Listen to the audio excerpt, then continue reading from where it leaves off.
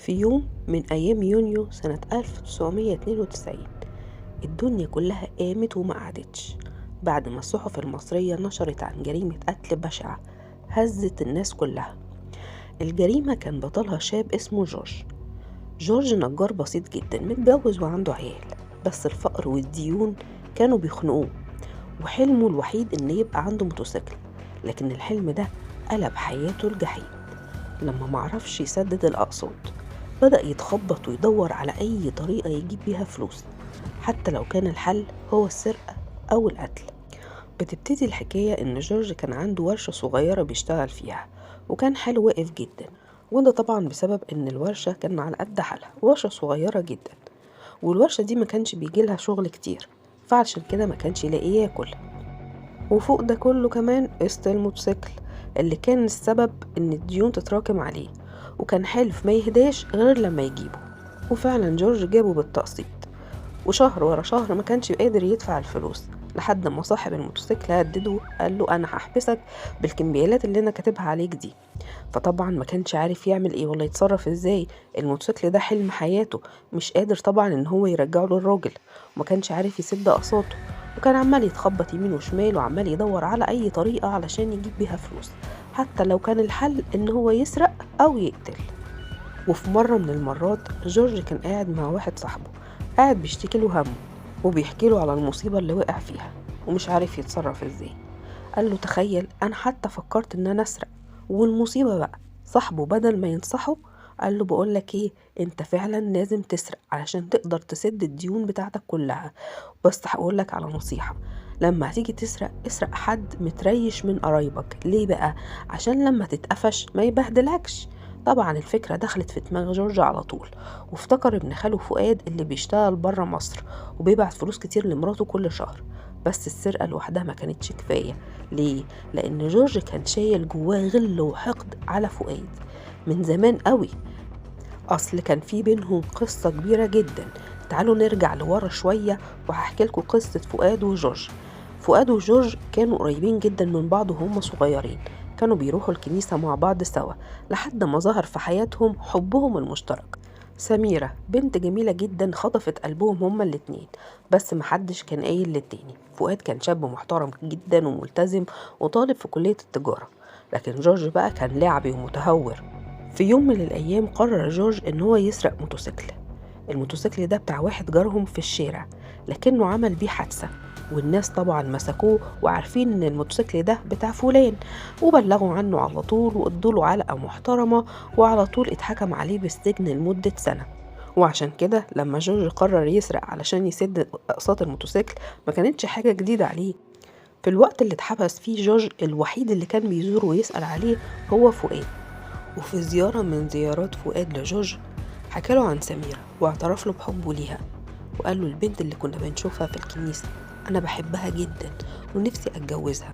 طبعا جورج اتصدم صدمة عمره لأنه كان بيحب البنت دي وكان هيموت عليها، وكان نفسه برضه هو كمان يتجوزها.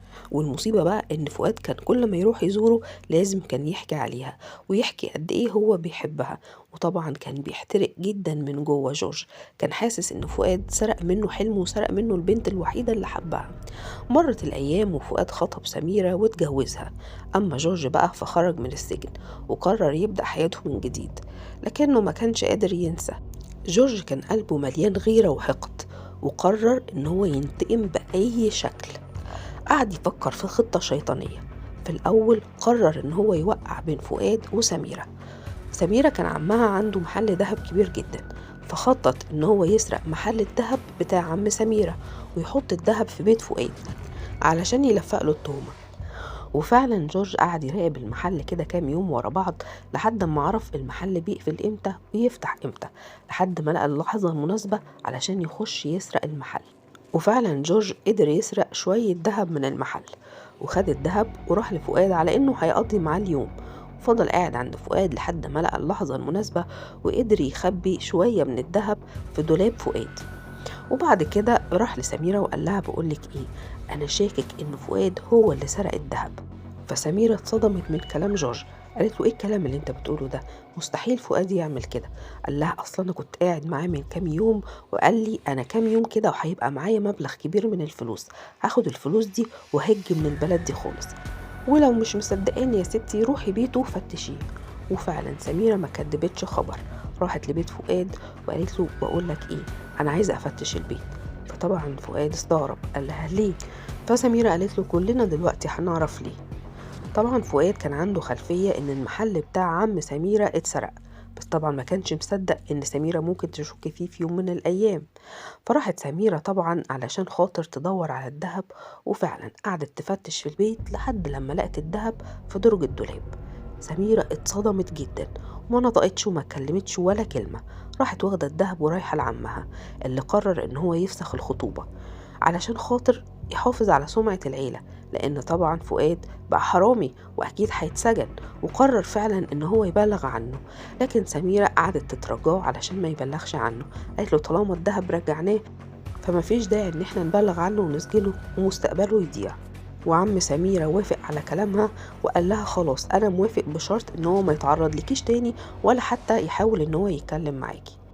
جورج بقى افتكر إن كده الطريق بقى مفتوح قدامه، وراح على طول عشان يخطب سميرة من عمها. لكن اتفاجئ ان سميرة وعمها رفضوه تماما، رفضوا ان هو يتجوزها لانه طبعا سوابق وواحد حرامي.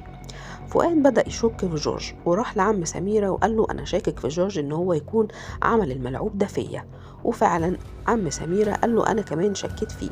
وفؤاد طبعا اتوسل لسميرة علشان تصدقه لان هو فعلا ما سرقش، وقال لها انا مظلوم ومش عارف الدهب ده جه عندي في البيت ازاي. طبعا سميرة كانت بتحبه جدا وكانت فاهمة وعارفة كويس ان هو مستحيل يعمل كده، بس هي اول ما لقت الدهب عنده اتصدمت ومكانتش عارفة تفكر. وبعد كده سميرة وفؤاد اتجوزوا وخلفوا ولدين. وفي يوم من الأيام فؤاد وسميرة لقوا الباب بيخبط عليهم، بيروح فؤاد بيفتح الباب بيتفاجئ إن جورج قدامه. قال له إيه اللي جابك هنا وعايز مننا إيه تاني بعد اللي عملته فينا؟ جورج قعد يعيط ويقول له أنا ماليش حد غيركم، كل العيلة رفضاني، مفيش إلا أنت اللي صاحبي وحبيبي، أنا جاي بعتذر لك على اللي حصل مني وبتمنى إن أنت تسامحني. فؤاد بقى كان شخصية محترمة جدا وكان قلبه طيب، فعلى طول سامح جورج.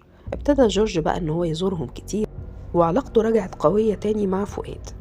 بتمر السنين وحالة فؤاد المادية بتسوء جدا، طبعا بعد ما خلف ولدين حالتهم المادية بقت وحشة قوي. هنا بقى قرر فؤاد ان هو يسافر عشان يحسنوا من حالتهم المادية، وفعلا سافر فؤاد. وكان دايما جورج بيروح يسأل على سميرة والولاد ويقعد معاهم شوية، بس شوية بشوية زيارات جورج بقت كتير قوي لسميرة لدرجة خلتها بقت متضايقة جدا من وجوده. ده حتى في مرة من المرات اشتكت لجارتها منه وقالت أنا مش عارفة أتصرف معاه إزاي، أنا مش عارفة أعمل إيه علشان خاطر يبطل يجي عندنا كل شوية ويقعد معايا بالساعات. وطبعا فؤاد مش موجود وده ما ينفعش، فكانت بتسأل جارتها تتصرف معاه إزاي. وطبعا جورج كان بيروح كتير علشان يخطط ويدبر ويدرس الشقة كويس عشان يعرف هيسرقها ازاي او يسرق الفلوس والذهب اللي مع سميرة ازاي.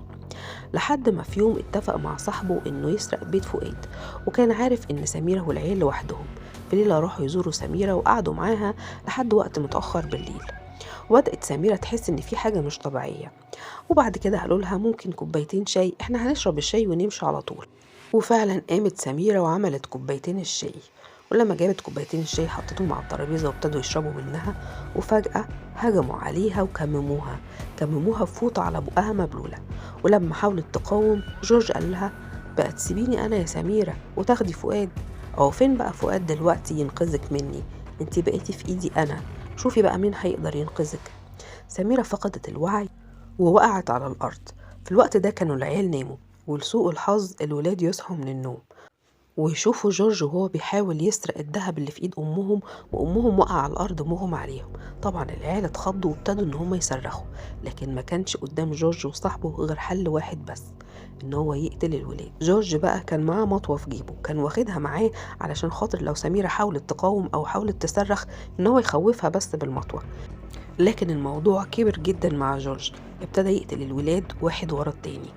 ابتدت بقى سميرة ان هي تفوق، واول ما فاقت لقت منظر بشع، لقت ولادها الاتنين مدبوحين على الارض. وحاولت تصرخ، جه على طول جورج وقعد يضربها على وشها ويكتم نفسها لحد ما فقدت الوعي تاني. مش بس كده، لا ده كمان جاب المطوة وذبحها. بعد ما خد اللي هو عايزه من الشقة وسرق ذهبها كله، راحوا ماشيين على طول وهربوا من البيت. يوم واتنين والتالت الجيران تحس ان في حاجة مش طبيعية، في ريحة حاجة وحشة طالعة من شقة سميرة. الجيران شكوا طبعا لان سميرة بقالها 3 ايام مختفية ودي مش عادتها. على طول بلغوا الشرطة، وجات الشرطة وكسروا الباب، لقوا جثث سميرة وولادها مرميين على الأرض.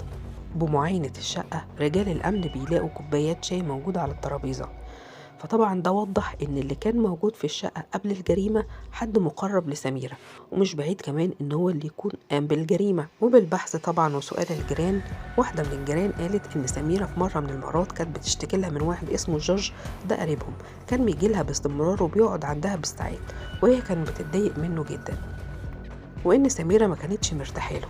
وهنا بقى بدأت رحلة البحث عن جورج. بس طبعا رجال الأمن قدروا يوصلوا لجورج بكل سهولة، لأنه طبعا واحد من العيلة، وتم القبض على جورج. طبعا في الأول أنكر وقال إن هو مستحيل يقوم بجريمة زي دي، لكن لما واجهوه بالبصمات اللي موجودة على كوباية الشاي اللي طلعت هي نفس بصماته، على طول انهار واعترف بكل حاجة، وكمان اعترف على صاحبه وعلى مكان صاحبه. المحكمة حكمت عليهم بالإعدام، والقاضي قال له لو كان في حكم أكتر من الإعدام كنت حكمت بيه عليك. وفي النهاية جورج ضيع حياته بسبب الغل والحقد، اتحول من شاب عنده طموح بسيط لمجرد قلب بارد، سرق، خان، قتل، وكل ده عشان يحقق حلمه الوهمي. لكن في النهاية القانون جابه والعدالة اتحققت. قصة جورج وفؤاد بتعلمنا إن الطمع والغيرة ممكن يخلوا الإنسان يفقد كل حاجة، حتى حياته نفسها.